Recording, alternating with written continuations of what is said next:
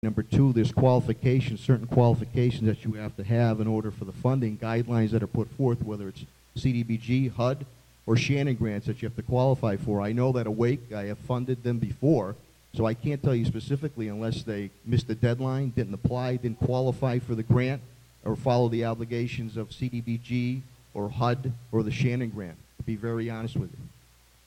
Ms. Pepe, 1 minute. I don't know if he did it or not.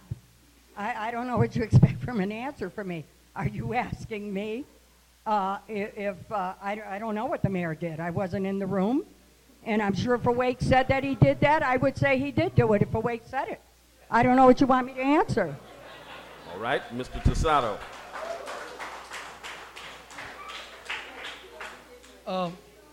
I frankly, I'm very aware of the work that Awake does. I mean, they're, I think, one of the top organizations that actually rolls up their sleeves and goes into the street and works with young people in terms of the scores that we have in the city of Springfield.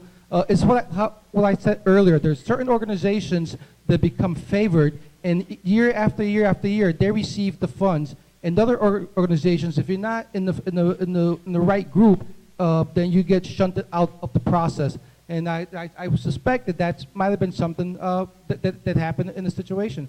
Again, as Antoinette said, I wasn't in the room. I don't know what happened. If they said they applied, I'm sure they applied, made the timelines. They've done that before.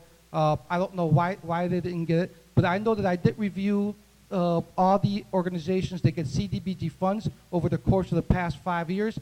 And year after year after year, it's the same exact organizations that get it. We need to diversify our resources in the city of Springfield. We need to open it up so that everybody can have an equal opportunity. All right. Next question, Archbishop Timothy Paul. Let me remind you, these questions are not from us. These are from the audience. Make that very clear. You all were looking at us like, we're asking you these questions. We already asked our questions. So please speak to the audience. But here's the question. The question is, how will the new mayoral crime prevention initiatives work alongside with the judicial branch judges who continually impose light sentences or little to no bail? Ms. Pepe. First of all, you got judges right now that aren't even following the law. Oh, you're right. Sorry, Tim Bishop, sorry. They don't even follow what the mandate is for the mass general laws themselves. There are certain laws that if a person's found guilty of, automatically they get an additional 2-year sentence. They're waiving those sentences in many instances. I'm going to tell you now, I don't think Chief Fitchett's ever going to get up and walk in a courtroom or call down a judge like Chief Scott. God forbid that should happen. So, as the crime continues, which it will, I'm not going to sit here and tell you I'm going to solve all the crime problems in the city of Springfield, but guess what? I'll be sitting in the courtroom. I'll be sitting in that courtroom when there's juveniles in that courtroom. You can bet on it. I will go over there and I will hold you. Now I hold everybody accountable because when you can't get in and talk to people, you use the press. And I will use the press like Chief Scott did. Mayor Sarno.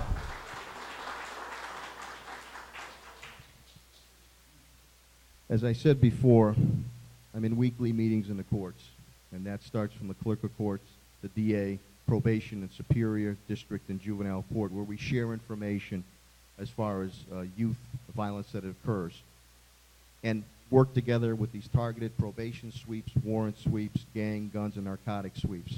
Now, when it comes to a judge or an assistant district attorney or a district attorney doling out punishment, obviously we want just punishment. I am not there. You cannot say what the letter of the law is, why something was done, why something wasn't done. I know there is instances at times. I know a few weeks ago we made some arrests of 3 youth offenders who were very difficult that we've been chasing and hunting down, and they were let go. And I wasn't happy about that and sent the message pertaining to that. Again, I don't know what the circumstances were legally, what the defense attorney put forth, what the assistant district attorney or district attorney put forth, or how the judge ruled on statute. But I continue to work weekly and daily Time. with the courts as we move forward to work together. Mr. Tosado.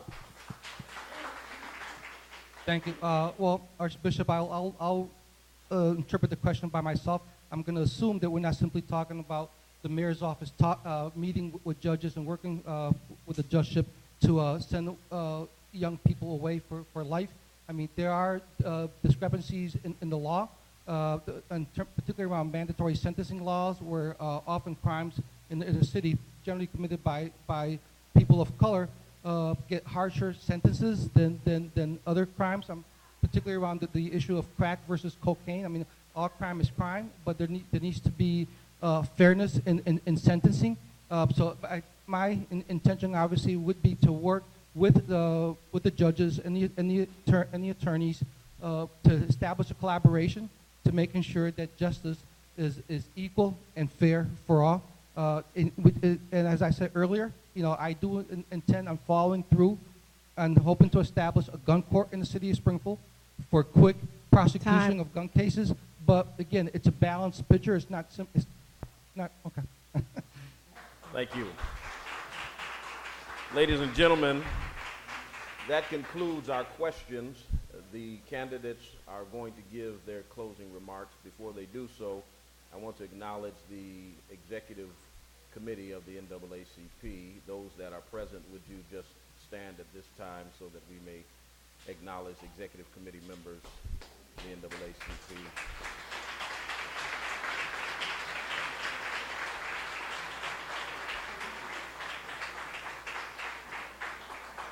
And all of those who are members of the NAACP, would you stand at this time?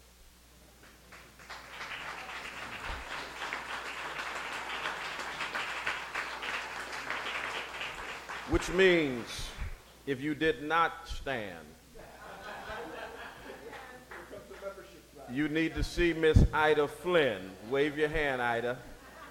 Ida has membership forms, and we want each and every one of you to get a membership form and to become a member of the NAACP. Giving closing remarks at this time, 2 minutes, timekeeper. We will start this time from left to right, starting with Mayor Sarno, Mr. Tosado, and Ms. Pepe.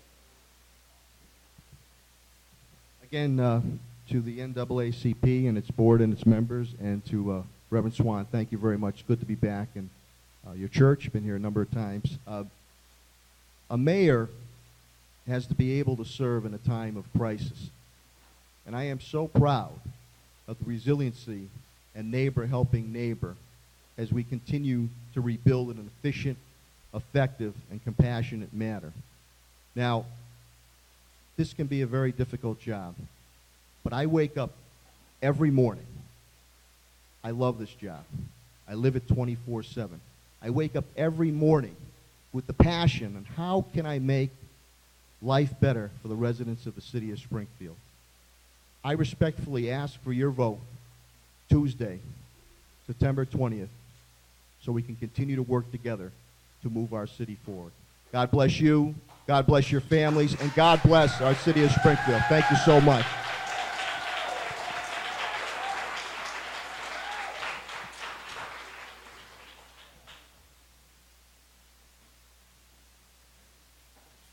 I also just want to thank Reverend Swan, the NAACP, and its membership and its board for hosting this event this evening. I'm pleased about the turnout that we had. Obviously, we have a number of involved citizens in the city of Springfield, and I think you'll be much smarter voters at the end of the day for it. I too love the city, just like my colleagues in government here. However, I believe that another Springfield really is possible. We know the Springfield that we've lived under for the past 4 years. That's a public record. We know that, but there's so much potential that can be done, and I think working together, each and every one of us, we can do that, but we need to take risks. We need to do things differently. If you keep doing the same old things and electing the same old people, you're going to get the same old results.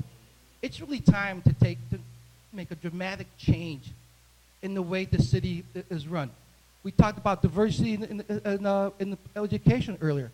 I want some diversity in the mayor's office. I want to be your mayor, the mayor for all people. I'm talking for the mayor, not the chief of staff.